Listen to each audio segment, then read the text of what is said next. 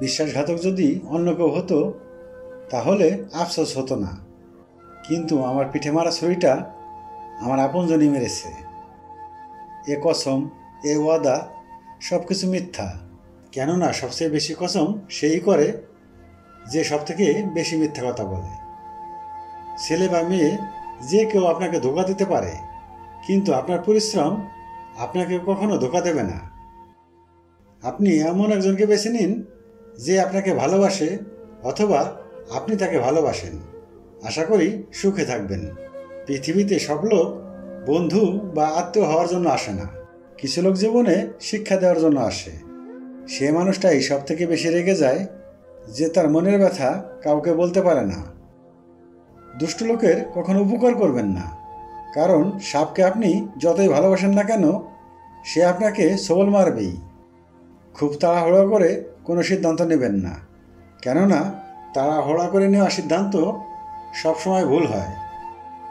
সময়ের সাথে সব কিছু বদলে যায়, বন্ধু, প্রেম বা পরিস্থিতি। কেন ভরসা করো অন্যের উপর যখন চলতে হবে নিজের পায়ে? মিথ্যার বিরোধিতা আর সত্যকে সমর্থন করা ব্যক্তি একা হতে পারে, কিন্তু দুর্বল নয়।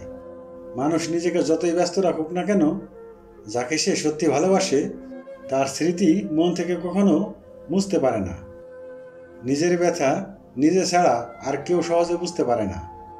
ছেড়ে যাওয়া মানুষটা এটা জানে না, কেউ চলে গেলে মানুষ শান্তিতে বাঁচতে পারে না।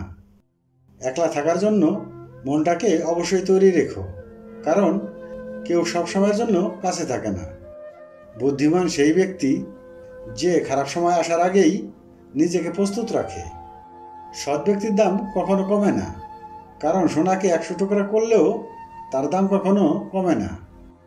মেয়েরা একটা জায়গায় দুর্বল, সেটা হলো তার মায়ের চোখের পানি দেখলে।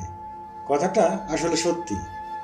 ওয়াদা পূরণ করতে না পারলে কাউকে কখনো কথা দিও না, কারণ তোমার শুধু ওয়াদা পূরণ হলো না, কিন্তু এই কারণে কারোর হৃদয় টুকরো টুকরো হতে পারে।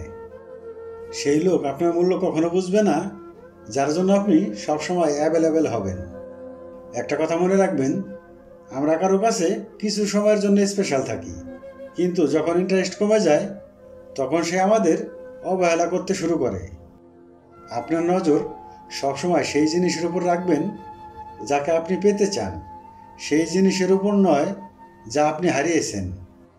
সময় কখনো সব সময় এক থাকে না, তাকেও কাঁদতে হবে যে একসময় বিনা কারণে কাউকে কাঁদিয়েছিল। কখনো কারো এতটা কাছে যেও না যে তার মনে হতে থাকে তুমি দূরে থাকলেই ভালো হতো। সম্পূর্ণ ভিডিওটি দেখার জন্য আপনাকে অসংখ্য ধন্যবাদ। চ্যানেলটি সাবস্ক্রাইব করে আমাদের পাশেই থাকবেন।